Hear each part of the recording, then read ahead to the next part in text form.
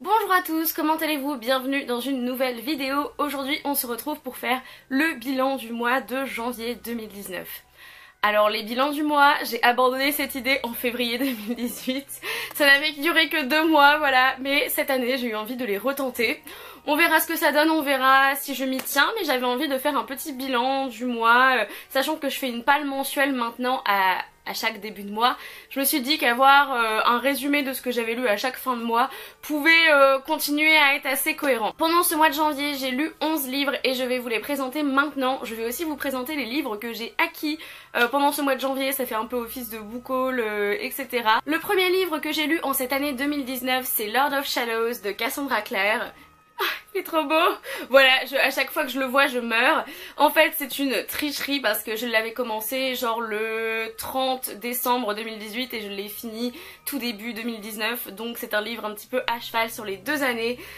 C'est le deuxième tome de la saga The Dark Artifices, dont le premier tome est Lady Midnight. Et je veux pas du coup vous spoiler. Même si cette nouvelle trilogie se passe 5 ans après The Mortal Instruments. Et on suit 2 nouveaux personnages qui sont qu'on a vu apparaître dans la dernière trilogie de The Mortal Instruments, qui sont Emma Carstairs et Julian Blackthorne. Du coup on va les suivre dans Lady Midnight et puis on continue à les suivre dans Lord of Shadows. Personnellement, Lord of Shadows a été mon tome préféré. J'ai adoré Lady Midnight, j'ai adoré Lord of Shadows. Et dans quelques minutes, je vais vous parler de Queen of Air and Darkness qui est sorti au mois de décembre 2018. Et je n'ai pas pu résister, j'ai eu envie de marathonner toute la trilogie en fait. Et je pense que je vous ferai une vidéo sur la trilogie, cette trilogie en particulier comme j'avais fait pour The Infernal Devices il y a 2 ou 3 ans. Deuxième lecture, c'est un petit recueil de poésie, c'est The Night is Darkening Around Me de Emily Bronte. Je crois que j'en ai parlé dans ma dernière update lecture, donc je ne vais pas m'étendre non plus énormément dans ce bilan. J'adore Emily Bronte, c'était pour écrire une dissertation sur elle, sur sa vie, sur ses œuvres, donc évidemment j'ai beaucoup aimé et je suis très contente d'avoir lu ces poèmes, même s'ils sont différents de ceux que j'aime d'habitude. Ça parle beaucoup plus de nature, etc. et je suis pas trop... Ça, c'est pas ce que j'aime le plus, sachant que mes poètes préférés sont Rainer Maria Rilke et Emily Dickinson, donc bon. Mais en tout cas, j'ai bien aimé. Ensuite, j'ai lu Queen of Air and Darkness, toujours de Cassandra Clare, qui est le dernier tome du coup de la saga The Dark Artifices. Je vous mettrai la couverture ici puisque je n'ai pas acheté la version papier parce que je veux qu'elle matche avec mes 2 autres éditions et donc j'attends qu'elle sorte en paperback, etc. Toute une logique. C'est le tome que j'ai le moins aimé, je lui ai mis seulement 4 sur 5, j'ai trouvé qu'il y avait des passages qui n'allaient pas du tout et j'ai trouvé qu'il y avait des moments où on allait trop loin mais en tout cas la fin laisse présager des bonnes choses pour les suites à venir. Ensuite, j'ai lu Arcadia de Fabrice Collin pour mon book haul check-in. Je n'ai lu que le tome 1 que je n'ai pas trop aimé. J'ai adoré la plume, j'ai adoré les personnages, l'univers en théorie. Et après, vu qu'il n'y avait pas trop de plot, d'intrigue, j'ai eu beaucoup de mal. Donc j'ai mis 2 sur 5. Voilà. J'ai lu Les filles de l'ouragan de Joyce Maynard qui était aussi dans mon book haul check-in mais que vous n'avez pas encore vu. Et là j'ai mis 3,5 sur 5, 3,5 sur 5, peut-être pas 3,5. C'était une lecture correcte, une lecture passable, c'est-à-dire que je m'en souviendrai pas toute ma vie. Mais c'est l'histoire de 2 jeunes filles qui sont nées le même jour parce qu'elles ont été conçues le même jour, c'est-à-dire le jour de l'ouragan. Et elles sont irrémédiablement liées par un secret de famille ou quelque chose comme ça. Et le problème, c'est que j'avais découvert le secret au bout de 70 pages et que le bouquin en faisait 450 pages. Donc je sais pas si c'était voulu de la part de l'autrice, j'espère, parce que sinon ça veut dire que son truc est tombé à l'eau. Parce que c'était très très évident. Mais je pense que c'était fait exprès et que du coup c'était nous qui savions des choses et on les voyait vivre leur vie parce qu'on les suit de la naissance jusqu'à leur mort limite. Et pour voir comment elles étaient influencées par ce que nous on savait sans que elles le sachent. J'ai relu Harry Potter and the Philosopher's Stone et de J.K. Rowling. Évidemment j'ai adoré, j'ai mis des tonnes et des tonnes de petits papiers parce que je relis les Harry Potter dans le cadre de mon mémoire de recherche. Donc c'est pas le même genre de relecture, il faut bien l'avouer. J'ai dû aussi relire Harry Potter and the Cursed Child de John, Tiffany et Jack Thorne. Ce n'est pas J.K. Rowling. Désolée. Je pense pas que je ferais... De base, je m'étais dit j'allais faire une vidéo sur Harry Potter et l'Enfant Midi, et maintenant je me dis non, ça ne sert à rien. Je vais juste dire que je reste sur mes positions, c'est-à-dire que j'ai mis 2,5, 3 sur 5. Je me rappelais cette pièce étant horrible, et honnêtement elle n'est pas horrible. C'est-à-dire qu'il y a des éléments que j'ai beaucoup aimés. Le problème c'est qu'ils sont pas assez présents. Les éléments les discussions entre Harry et Albus, Albus et Scorpius, les discussions entre les adultes, comment ils gèrent leur vie après la mort de Voldemort, etc. C'était super intéressant. Tout leur délire de revenir dans le temps, non. Non, ça a donné lieu à des énormes horreurs qui ont été proférées, qui ont été faites, et non, non. On va arriver à mes 2 gros coups de cœur de ce mois de janvier. Et nous avons le premier qui est Les Illusions de Saveloar de Manon Vargueton, que j'ai lu en lecture commune avec Justine de la chaîne Red Blue Moon.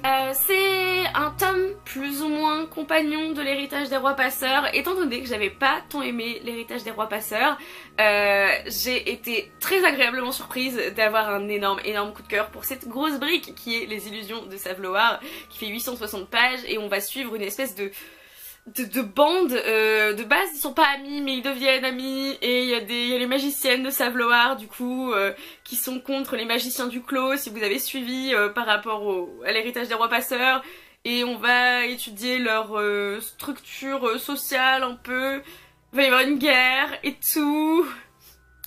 J'ai adoré, mais je vais vous faire une vidéo spéciale pour Les Illusions de Saveloar parce que j'ai trop à en dire. J'ai écouté via Audible Devenir de Michelle Obama, et pareil, je vais vous faire une vidéo dédiée à cette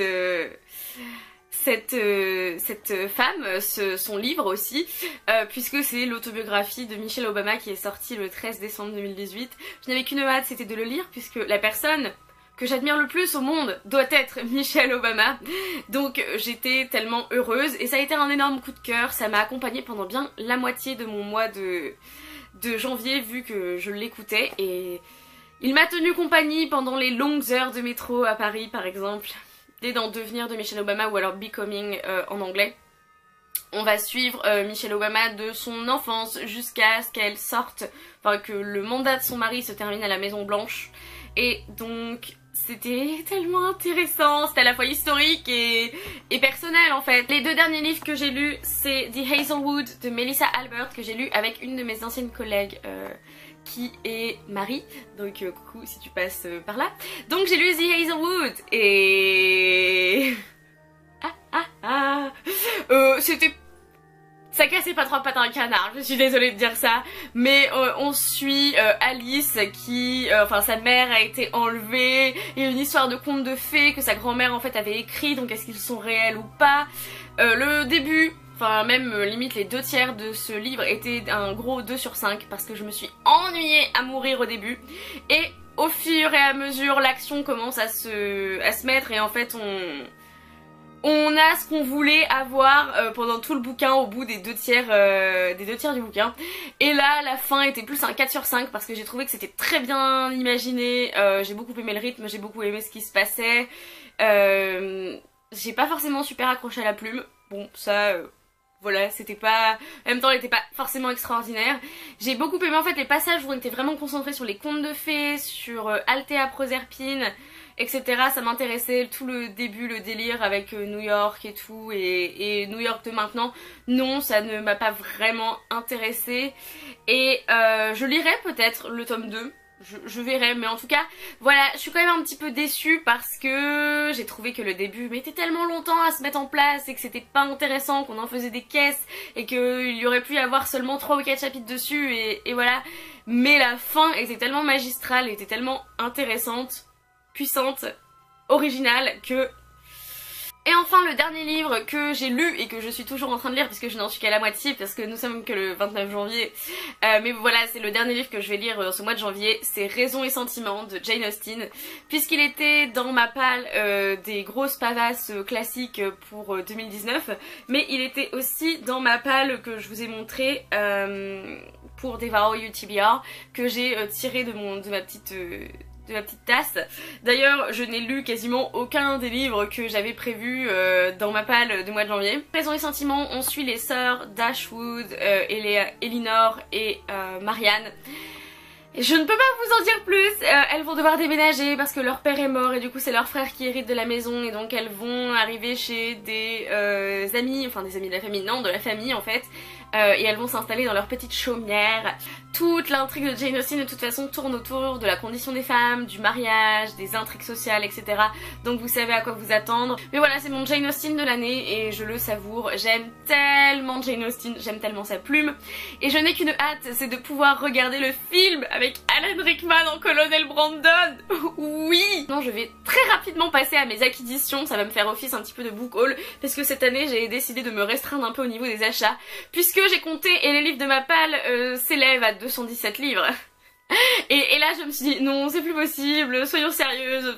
Voilà, et j'aimerais faire descendre ma palle d'une centaine de livres, genre arriver à une centaine de livres dans ma palle à la fin de l'année.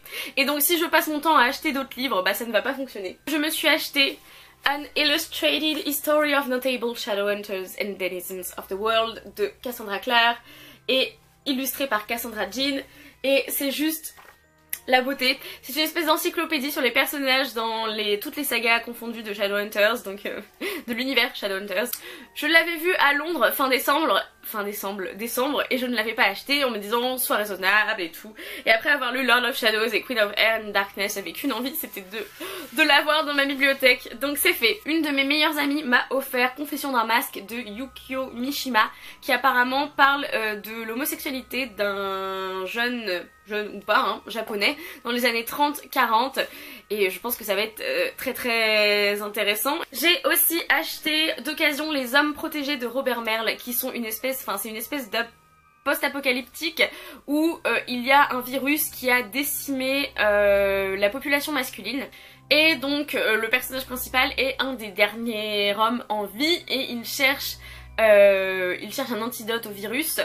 Donc le gouvernement est composé seulement de femmes, voilà, la société en fait s'est réorganisée autour des femmes et il n'est pas sûr en fait que l'antidote au virus soit vraiment le bienvenu pour ce gouvernement. Franchement, j'en avais jamais entendu parler, jamais de ma vie, et j'ai tellement envie de le lire. Je m'étais commandé au début décembre la Fairy Loot du mois de janvier, qui était Epic Friendship, Epic Bonds, etc., ou Unbreakable Bonds, voilà, les liens qu'on ne peut briser. Et donc j'ai reçu un livre qui vient à peine de sortir, qui est Circle of Shadows de Evelyn Sky. Il était plus ou moins dans ma liste de livres dont qui m'intéressait à lire en 2019, c'est dur, excusez-moi, c'est le matin.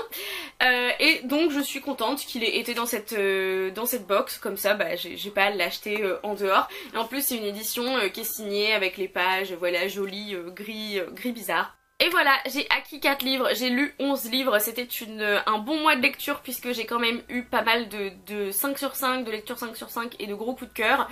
Donc j'en suis extrêmement heureuse, vous retrouverez mes chroniques, enfin mes reviews de Devenir de Michelle Obama et des Illusions de Saveloar de Manon Fargueton au mois de février, là bientôt tout début février.